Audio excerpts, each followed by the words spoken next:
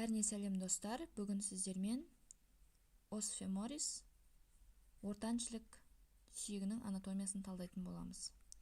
Ортан жілік ос феморис деп аталады. Оның денесі, корпус феморис немесе диафиза және екі ұшы болады. Жоғарғы проксимальды эпифиза және төменгі дистальды эпифизінен тұрады. Денесінің артқы бетінде линия аспера сан бұлшықеттері бекитін бұдырлы сызық орналасқан. Міне орналасып тұр. Оның екі ерін ажыратамыз: латеральды ерні лябиум латералі және медиальды ерні лябиум медиалі.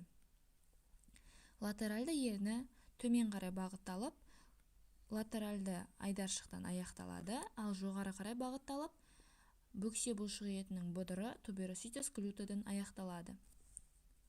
Медиальды ерні жоғары қарай линия пектина қырқалы бұлшық ет бекитін сызықта қарай жалғасады, ал төмен қарай ол бізде айдаршық, медиальды айдаршықтан аяқталады.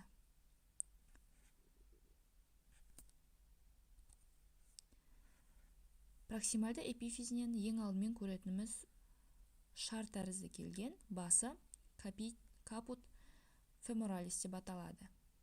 Ортан жіліктің басы ұршық ойысымен буын құрайды және оның басында көріп тұрғандай кішкене шұңқыр көріп тұрмыз. Фосса капитис феморалис деп аталады. Бұл шұңқыр бізде жұмыр байлам бекитін жері болып табылады.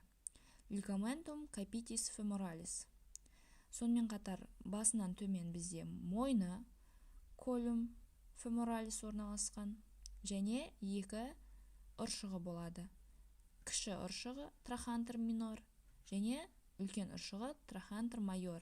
Артқы бетінде трахантер майордың мойынға қараған бетінде бізде фосса трахантика орналасқан ұршық шұңқыры.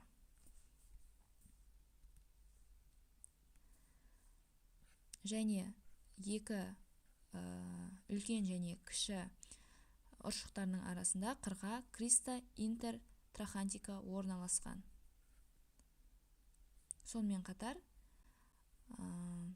оң жағынан қарайтын болсақ, алдынан линия интертрахантиканы байқаймыз. Сызықша, біздегі қырқа аралық сызықша. Келесі дистальды эпифизі.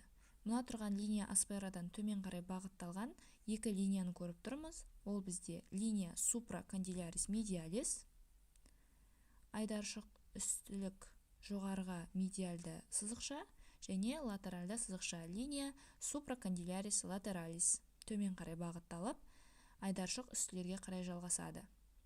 Екеуінің арасында тақымастылық бет фацис поплитея орналасқан.